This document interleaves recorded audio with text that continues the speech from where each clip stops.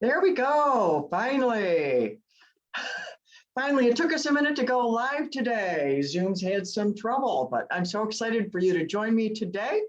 I have a gentleman named John Jarman with me today, sharing his story of his childhood and going into the Marines. He used to sell drugs. He's a fitness coach now, and he's an author of a book that's coming out in February. His life was completely transformed, and he's got a message that he is burning in his heart to share with men. So I can't wait to share John with you, bring him in with you right now.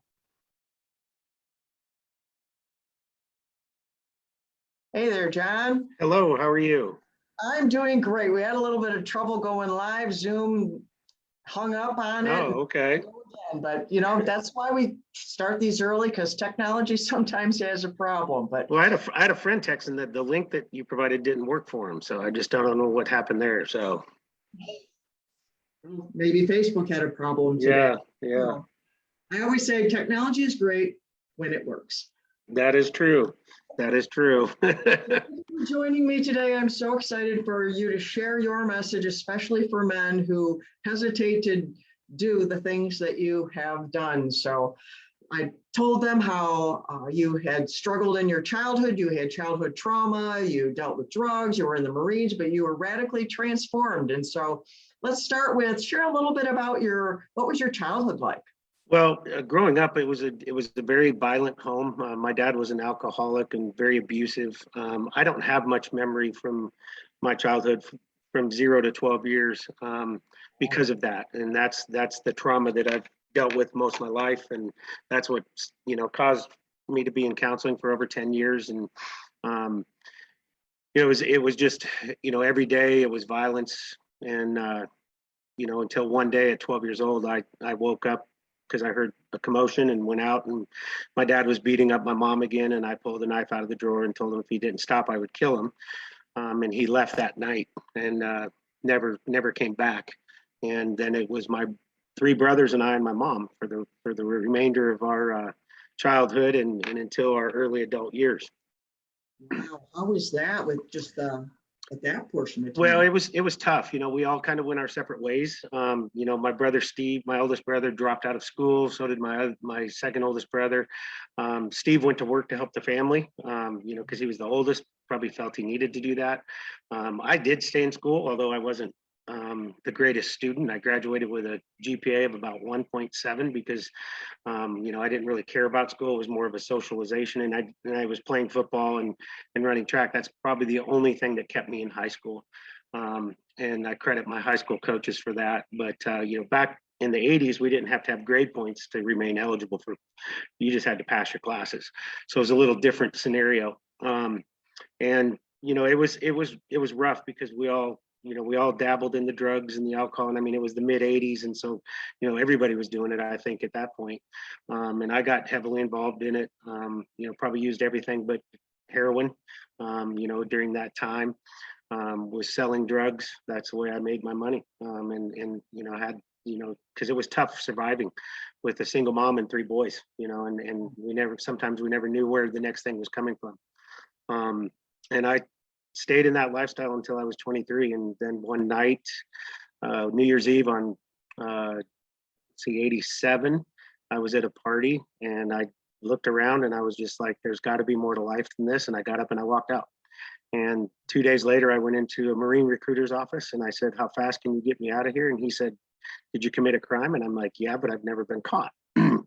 So we went through a whole plethora of questions, and he asked me what I had done, and I laid it out to him. And that was January 3rd. And on March 3rd of that year, I was on my way to San Diego to boot camp.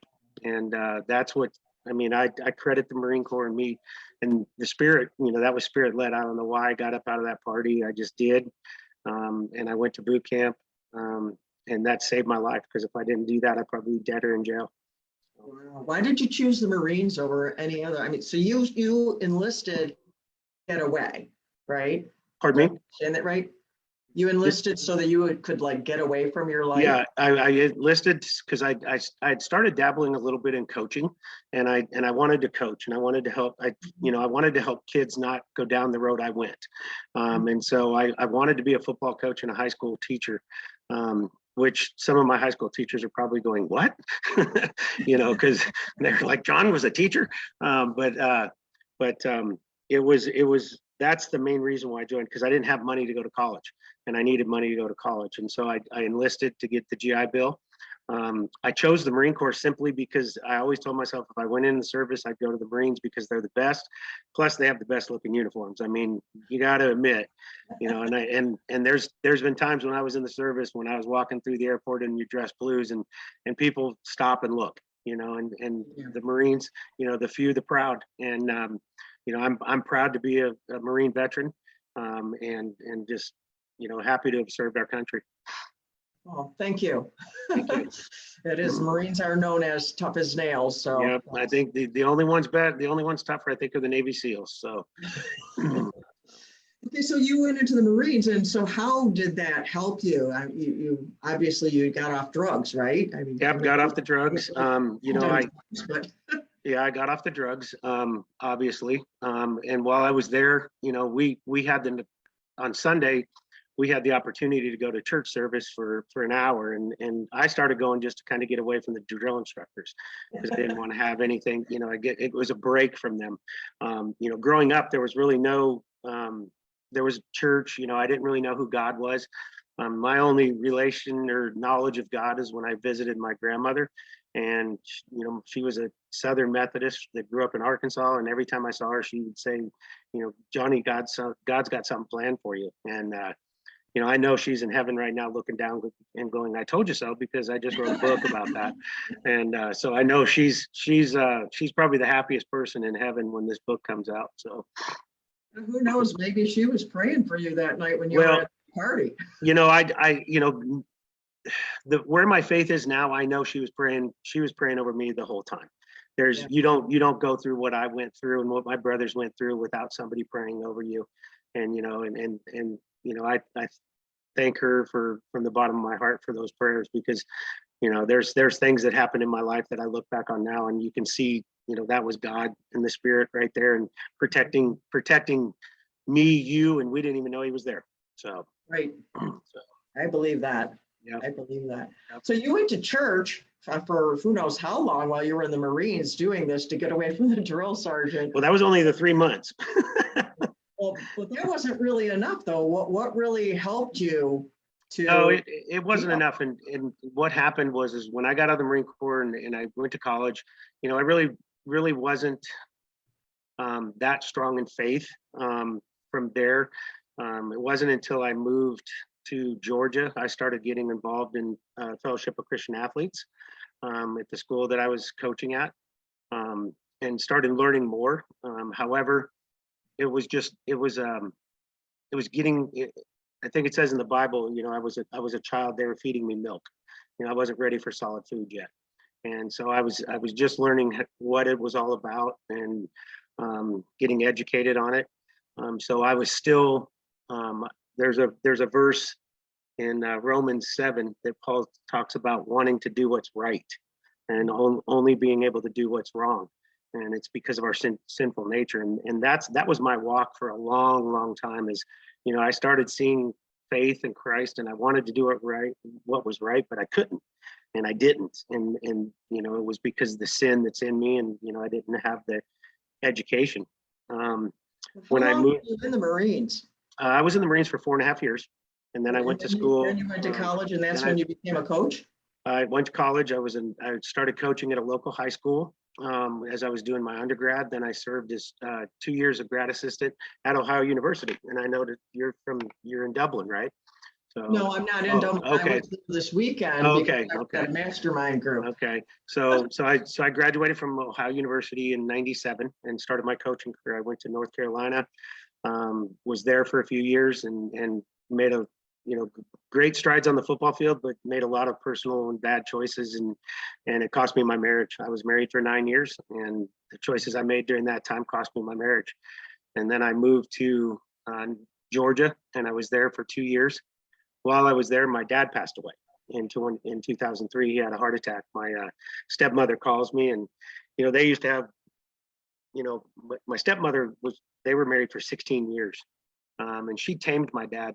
She actually changed him, and they had to raise her grandson because her daughter was a heroin addict and died on the delivery table. And so my stepmom and dad raised that kid. And I see that as my dad's way of making amends and the mistakes he made with us. And when I got the call from my stepmom, she would call me sometimes and go, John, I need to talk to you about your dad. And, I'd be like, okay, what do you do now? And so then I'd go talk to my dad. And so I get this phone call and she goes, John, your dad's gone. And I'm like, he left you? And she goes, no, he's gone. And I'm like, Millie, what do you mean he left you? And she goes, no, he died. He had a heart attack. He was mowing the yard, came inside, sat down and had a heart attack and was gone. And so I went to that service. And then when I came home in 2005 for Christmas, it was the first time in 18 years that I came back to the Northwest, and I was getting on the plane and I said, I need to stay. And my mom was not well. And I felt like I needed to come home, and I was just pulled to come home. So I came home in 2005, and I lost her in 2008. Wow. So you knew that you said you had a stepmom, and so that's your dad remarried. So Yep. How did you reconnect to your dad, and when did that happen, and where does that go in the Marines? Well, it was right after the Marine Corps. I flew to Colorado, and I wanted to have some answers because, there were so many unanswered questions about, his support and all that for us kids and everything. And so I wanted to have some answers. So I flew over to Colorado. I knocked on the door, and when the door opened, I punched him in the mouth. And he stood up. He stood up, wiped the blood off his lip, and said he deserved that. Let's go have a beer and talk. And so that's what we did. And he showed me everything about, his support, his parents' support, and all this stuff. And my next thing was I got on a plane and I flew home and I asked my mom why she lied. And so found out a lot. And from that day on, my dad and I had a great relationship. We mended our relationship. And that's amazing. Yeah, and he would, to the people listening for a minute. I'm going to pause here because I've written about how my mom and I reconnected. And for you to be able to reconnect with your dad when you had that kind of history, right? I want to pause here to you listening, that if you have a parent, sibling, someone in your life you have been estranged from because of trauma in whatever capacity, if the two of you together both want to build a bridge, it's possible. It takes two. If one of you doesn't want to do it, it will never happen. But if both of you will do it, both of you want to, a bridge can be built, like John did with his father and like I did with my mother. So if you have that desire in your heart to reconnect with someone in your life, a parent, a sibling, reach out and see if it's possible. And you are absolutely right. And it's forgiveness. And, at that point, I wasn't nowhere in my walk that I am now. And, I told my dad that, I forgave him, and watching him raise Ryan, and watching him raise, it was amazing to see, and so it was great to see. I'll put it that way. So that's wonderful to see someone become a different person and transform into something wonderful. And so then I came home in 2007, and my mom passed away, 2005. My mom passed away in 2008. And I had started attending a church when I came home because my one of my coaches was a pastor of a local church, so we started attending there. And I say I got my mom and two brothers to attend the church with me, which I never thought I would do.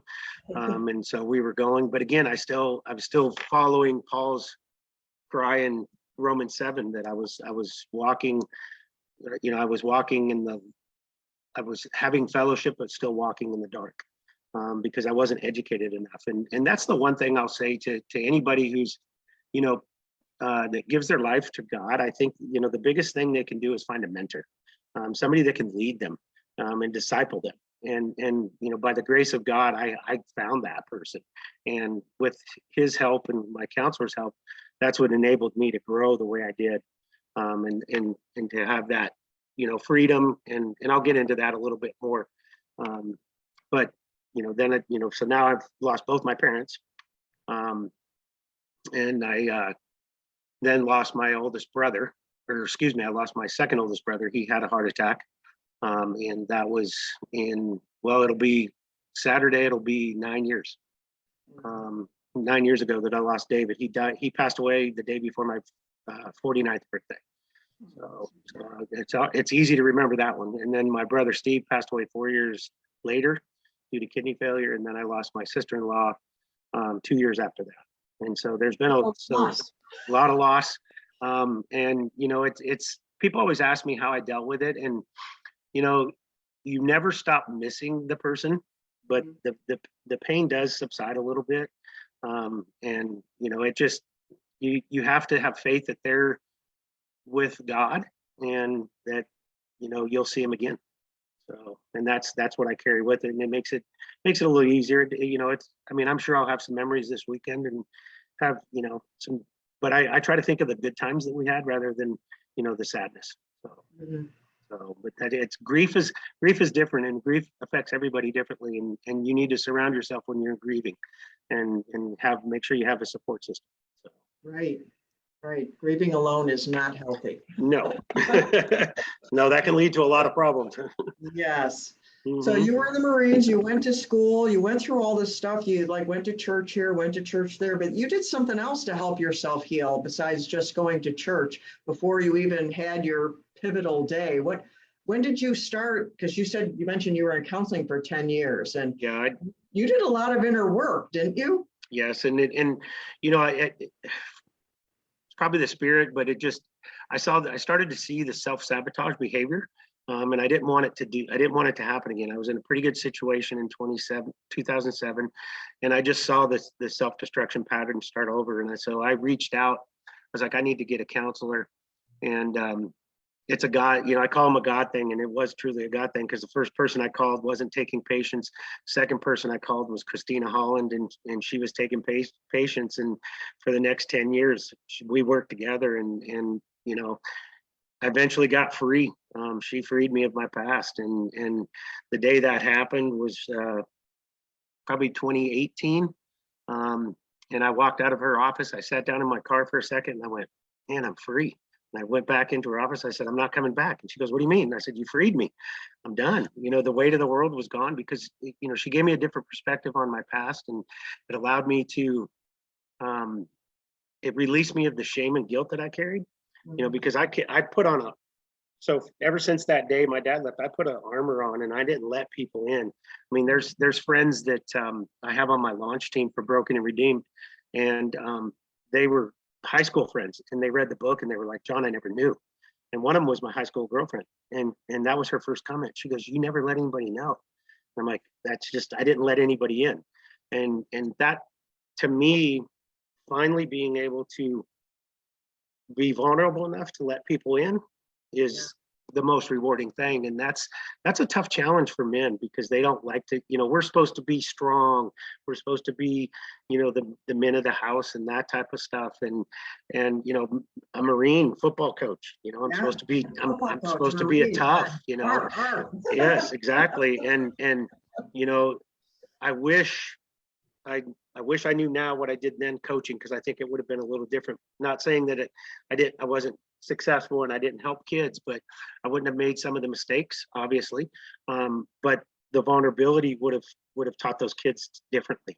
And if they're watching this right now, it's you've got to let people into your heart, and you got to let them know when you're hurting. And because when you keep it inside, it does nothing but just eat at you, and it's not healthy. I put myself in the hospital because of stress and not letting people in. And wow. I had basically what the doctor said is I had a mild stroke. And so stress can get you, and if you're not vulnerable and you don't seek help, it's going to kill you. So that's so true. I said the trauma is a silent killer. Yes. You don't deal with it, and it took you spent 10 years dealing with the trauma, of your past and addressing the self-sabotaging behaviors and what's going on in your heart and the Yep. emotions. Well, and the shame and guilt, all of that. So, Right. and Christina referred to it as peeling the onion away. Uh-huh. You got to peel that onion away, and because my response to her was, why did it take 10 years? But it's a time thing, and it just depends, I think, on the amount of trauma that you've gone through, how much time it's going to take to heal. But you have to have help. You're not going to do it on your own. So, and you have to have a professional, whether it's pastoral counseling or a professional counselor. That's what I would recommend. So. Mm-hmm. Well, one of the byproduct, you discovered a byproduct of, healing your trauma and then also your relationship with God. What did that affect also? Well, it affected everything in my life. I mean, the closer I got to Christ, the difference I saw in my personal relationships, the relationships at work, just how I treat work and everything. It's amazing.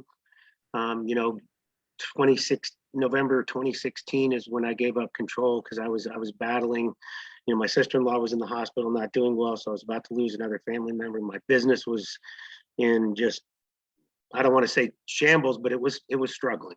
And a young lady that I dated for 4 years with a truly biblical relationship, we broke up because there was a lot of outside tension from her family and everything, and I don't want to get into a lot of that, but it ended the relationship. And so here I am sitting at 3:30 in the morning going, what in the heck is going on? I tried to do this the right way, and boom, it's gone. And that morning I truly realized that God ended that relationship because I wasn't walking right, and I wasn't in the position where I needed to be. And that changed my life.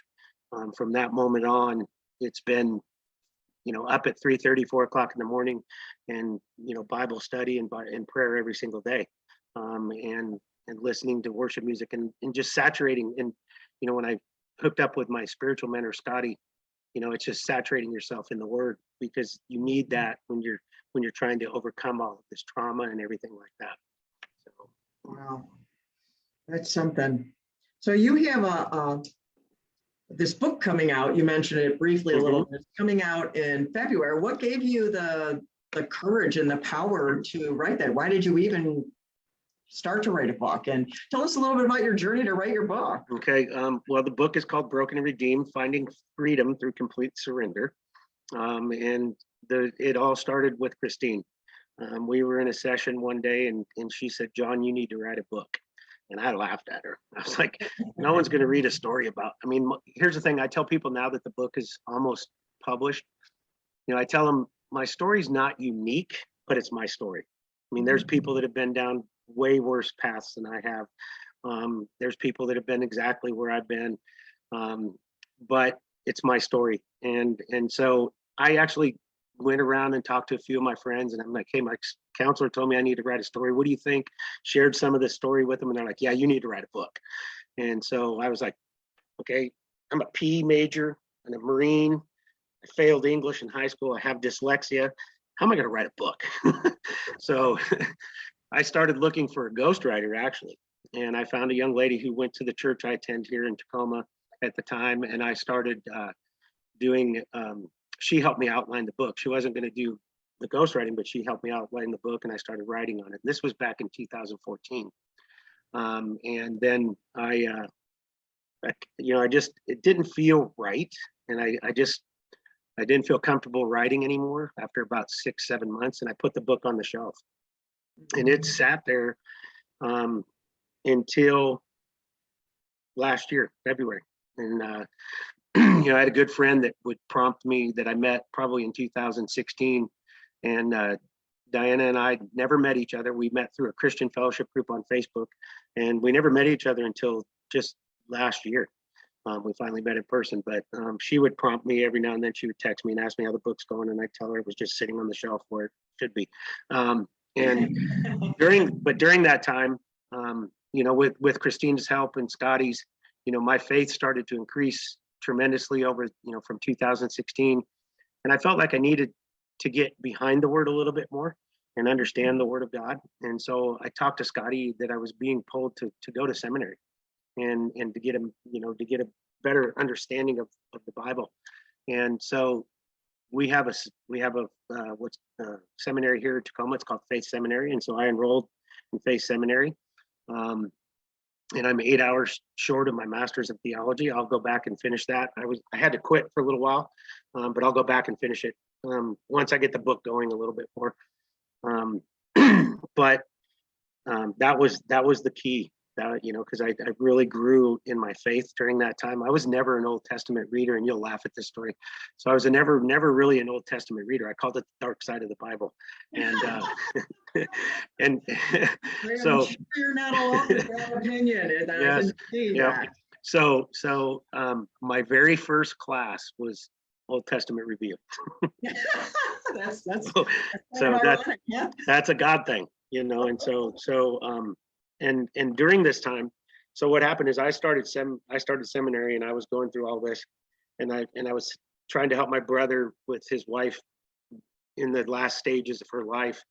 And so when she passed, I moved my brother in with me, and I was discipling him under the same way Scotty Kessler discipled me. And he calls it the Big 10. He's got a 10-step process that he uses to disciple, and he's got thousands of children, and so I'll get into a little bit of that later. But anyhow, I started discipling my brother, and I knew he wouldn't be able to handle the Old Testament. So him and I are every morning, we're reading through the New Testament, and I'm studying the Old Testament in seminary school. And so we finished the New Testament, and he goes, "Where are we going?" I said, "We're going back to the beginning. We're going to Genesis," because I felt like I had enough knowledge to help him understand things. And the one thing, and I'm sharing this story because I'm leading up to what's on my arm. Here's this tattoo, and it's Exodus 20:20. And one morning we were reading, and I came across that verse, and it kind of spoke to me. And I just later that day I went back and looked at it, and it's the first verse in the Bible with the address 2020. What's clear vision when you go to a doctor? 2020. And so I said, how many other verses in the Bible have that address? And there's 17. There's four in the New Testament, 13 in the Old Testament. 10 of them have specific instructions how to behave and act as Christians. And so Exodus 20:20 simply says, and what's tattooed on my arm, I left off Moses said, but it said, "Do not be afraid. God has come to test you so that the fear of God will be with you to keep you from sinning." And I just meditated on that a long time, and then I started looking back on things, and I don't want to say God puts you into tests but he does in a way because he wants your faith to increase. And when he puts you into situations, he wants you to lean into him rather than trying to rely on yourself and the world. And I started to understand that. And that's really was, one of the game changers. So how did this lead into writing your book? When did you finish your book? Well, that was February of last year. And so I do a daily post on my Facebook. I call it the Daily Bread. And it's a Bible verse from my Bible study in the morning. That's how it started anyway. But your book has the daily breads in them? Huh? Does your book have those daily breads in them? No, it doesn't. Because there's over 2,000, almost 2,000 posts now. Because Okay. I've been doing it since 2016. And in about 2017, Christina wanted me to explore the word joy. And she wanted me to see just, the little joys that are around you and stuff. And so I thought, all right, I'm going to post every Bible verse that has joy. So that's how I started. And so I did that. And then I went to Promise. And so I was doing the Promise series. And one day in February, and it's around February 20th, I was getting ready to go on vacation. And I came across Hebrews 10:36, and it says, "You need to persevere so that when you have done the will of God, you'll receive what he promised." And I went, okay. And then later that day, I was reading one of the books by A.J. Swoboda, who's my favorite Christian author. It was his first book, and it's called Messy. And in it, he was talking about God's will. And he said, God never told me if anybody would read this book or buy this book. He said somebody had to write it. So those two things happened within about an hour of each other. And I just looked to the sky and I said, okay, I got your message. I need to finish my book. And that's really where it started. And I had 5 chapters done at that time. when I was getting ready to go on vacation. I was going to Florida, to the Gulf of Mexico, and going back to Georgia to see some of the players that I coached.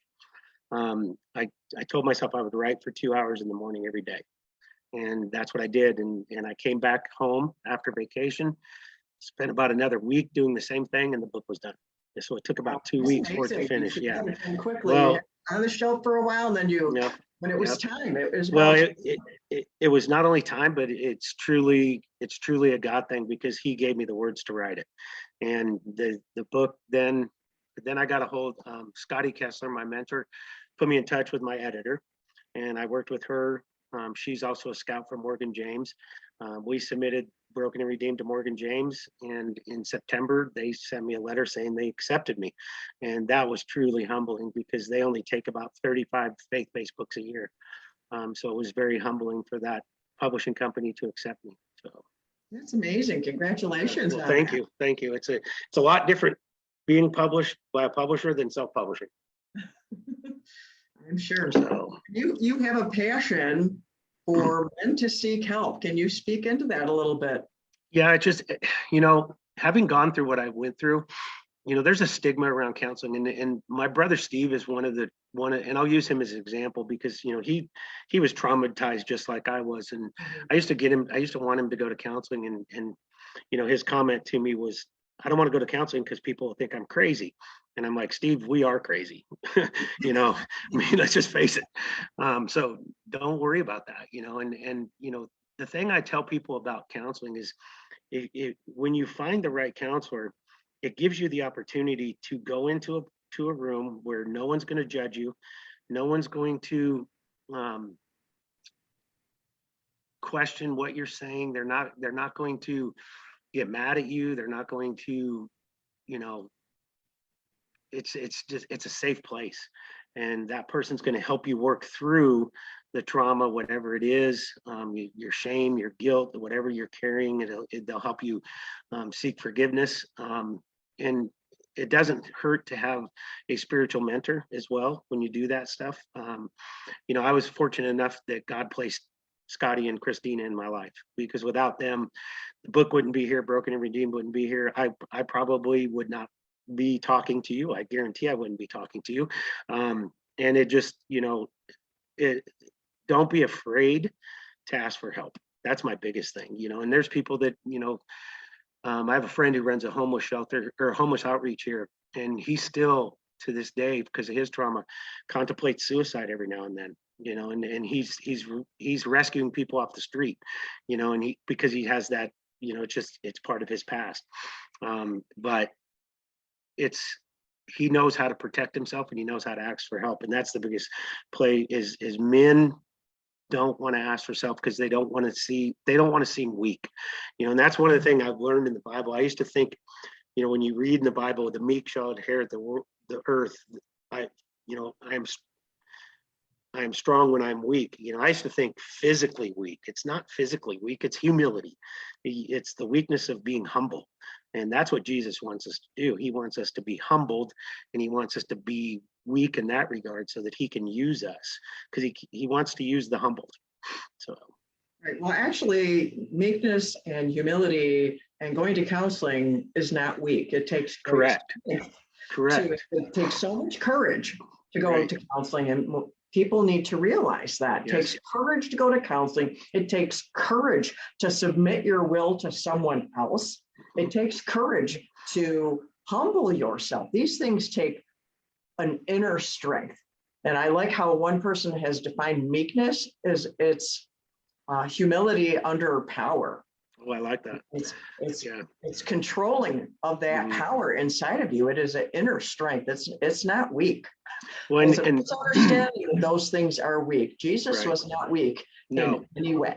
No, and I would add to that from where I've come and where I'm at now, and what I know is that when you give up that and you start to trust the people again, and look at the self-examination, that's the hardest part of being a Christian, is looking into your heart, because you can see evil in the world, but you got to see evil in yourself, and then that takes that veil away, and then you can start having a true relationship.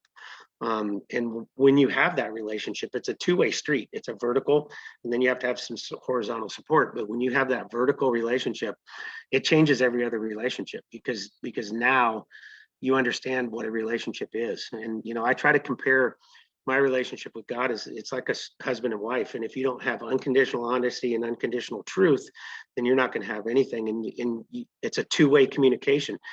If I'm not talking to God, he's not going to talk back. And if he's talking to me and I'm not talking to him, he's going to quit talking. And so you've got to keep that communication. And just like you do in a marriage or a relationship, the communication is the key. And we have to have that. And so, the vulnerability allows you to access that better because it lets somebody into your heart. So, and, growing up in a house where you really didn't see love, and now where I'm at today, I understand what love is, where I didn't know that for a long, long time. So, Yes. Amen. So how can people connect with you? Well, I'm on Facebook. I'm in all the social medias. You can just Google my name. I have a website for the book. It's brokenandredeemed.com.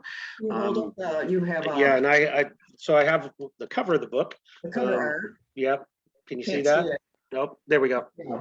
There we go. I got to get it right in front of me. There we go. Redeemed. And what is the subtitle again? The subtitle is Finding Freedom Through Complete Surrender. So the original subtitle of the book was God is Waiting for You, because that's what I felt he was waiting for me. And with the editor, the book, they said that the cover kind of has to flow. So, and the subtitle needs to tell a little bit what the book is about. So Finding Freedom Through Complete Surrender gives a little more explanation of what the book is. And so then we flip the book over and I have the term God is waiting for you on the back, because we kept that in the book, because he is waiting for us. He's going to knock on your door, and if you don't open it, he's going to keep on knocking, and he's going to be right there with you. And when you're ready to surrender, he's going to be standing there with open arms and take you in. And that's when your life starts. Truly does. Amen. Yeah. That's awesome. Well, thank you for being with me today, John. No, I want to thank you for having me. Thank you for having me. Sharing your story. Yeah, well, thank you for having me. And I just, it's, I'm looking forward to seeing where God takes me now, because it's going to be, the journey is going to start next month when I get the book in my hand, but it's already started with you. So, I truly appreciate it. And I hope your audience got something out of this. Well, I'm sure they did. Thank you so much. I'll talk to you in just a minute. Okay, thank you. So there you have it, a little bit of John's story. His book is coming out in February. If you want to hear more about it, you can go and pre-order it on Barnes & Noble, and I think he said Amazon also. And thank you for being with us today and hearing John's story. And if you're a man listening to this and you need some help, I want to tell you, it takes great courage to get help. It takes great courage. It makes you stronger, not weaker. That thing that it makes you weak, that is a lie. It makes you stronger. So I'm Danielle Burnock from DanielleBurnock.com. Love yourself from Survive to Thrive, that lady on the internet who loves you. And until next time, bye-bye.